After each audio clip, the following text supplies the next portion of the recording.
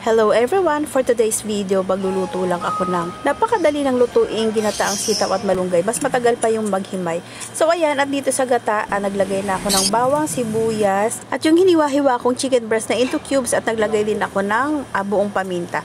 So ayan, at kumukulo na tong aking gata. So ilalagay ko na yung aking sitaw. Naglagay na rin pala ako ng pork cubes. Yun yung gagabitin ko ng pampalasa dito sa aking ginataan. So ayan, at halo-haluin ko lang yung sitaw. Pakuluan ko lang to ng mga 5 minutes para maluto yung sitaw. At after nga niya, haluin ko lang din ulit at nagdagdag pa ako ng konting asin. Medyo matabang pa kasi siya ng konti. At isusunod ko na rin yung aking hinimay-himay kaninang malunggay. Mas dyan pa ako natagalan. 1 oras ako naghimay ng malunggay.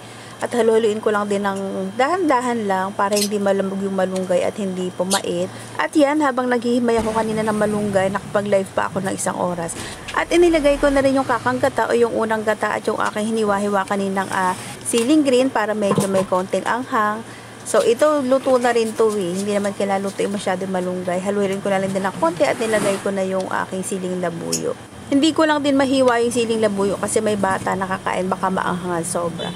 So ito, at luto na yung aking ginataang sitaw at malunggay. Ito yata ang ginataang sitaw at malunggay ang hindi uma-absent sa 1 buwan naming ulam. So ayan, at luto na yung aking ginataang sitaw at malunggay. Kanin na lang ang kulang. So ayun lang, thank you for watching.